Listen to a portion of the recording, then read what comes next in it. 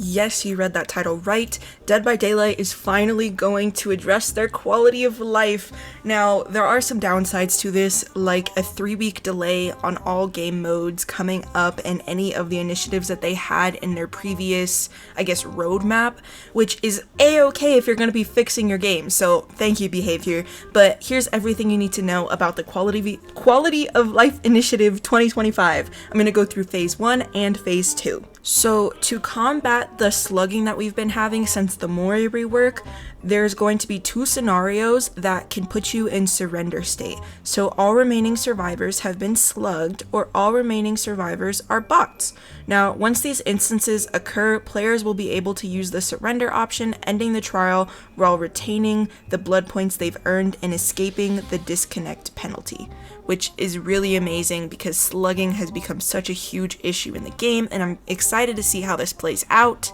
Dead by Daylight is also going to be introducing gamma adjustments just because Dead by Daylight can get a little dark, so now in the settings on all platforms, you're going to be able to find the sweet spot without sacrificing intended artistic direction, which is really awesome. Now, they also want to be working on the go next prevention. So go next pretty much means when a survivor is just trying to get to the next match as fast as possible, either by standing in front of killer and just letting them, kill them instantly, that kind of thing. Now, to disincentivize and properly penalize this behavior, they're going to be implementing measures that will help identify when a player is attempting to do this.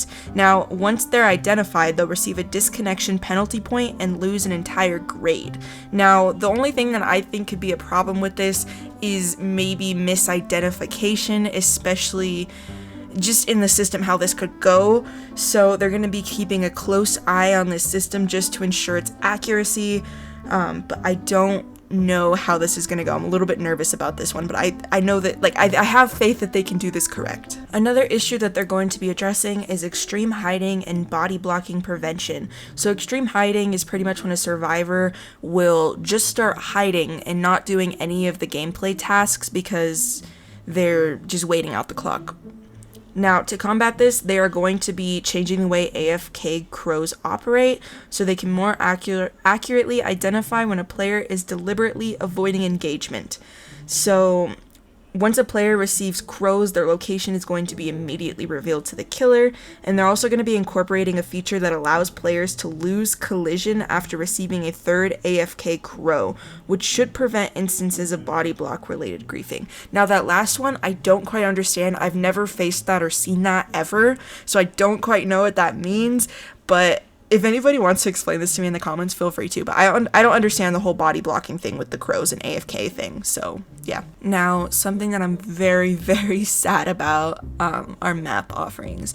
So now, going forward, map offerings aren't going to guarantee a map, they're only going to increase the chances by 20%, and it won't be stackable. Now, this obviously is to prevent just unfair, map choices, so that one game doesn't sway a certain way, but I am very, very upset about this because I love choosing maps, not just for the unfair advantages, but because I like being in certain environments. I also know that certain trophies can be, you have to be on a certain map to get them, which is really sad. I love my map offerings, and I'm a little bit sad about this. Something else they're going to be addressing are spawn rules. So I guess spawning locations for survivors can really impact how a game goes. So from on now, survivors are going to spawn within 12 meters of one another on the same floor if applicable, and shroud offerings are going to be adjusted accordingly.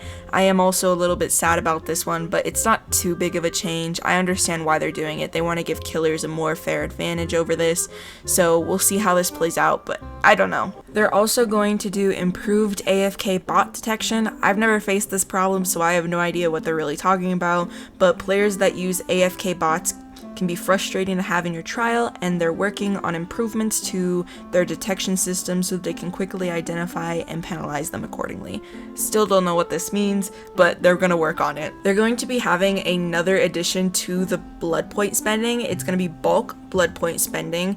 So just to speed up spending your blood points, they're going to be adding a button that will allow you to spend blood points in bulk, which is really awesome. I'm excited for that. Now, for the quest system, they announced last year that the quest system is a part of a larger update to the archives and rifts, so they're going to give more information about that later on. But for now, they are going to be reworking the challenge system as well as daily rituals to reduce the grind, make it easier to earn rewards, and increase the overall level of fun. So now this makes me wonder, are they going to make it so that you can do multiple challenges in one trial? Because this is something that I have been thinking about, where it sucks that I can only do one challenge per trial. Now for perk loadouts and preview, after a successful round of A/B testing, they're going to be allowing players to see their own perk loadouts while in a lobby, as well as adding additional perk loadout slots.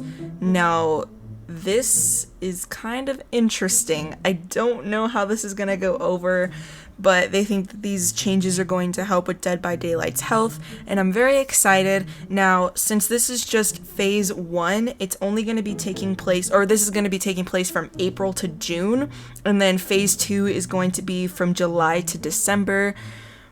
I'm a little bit nervous for phase 1, I can't lie, but I'm also a little bit excited to see that Dead by Daylight actually cares about their game. Behavior actually wants their game to, survive, and I'm really happy to see this. Now, Behavior hasn't released their phase 2 long form like they did for phase 1. However, they did give us a little display showing us what's to be expected in phase 2 that's coming July through December.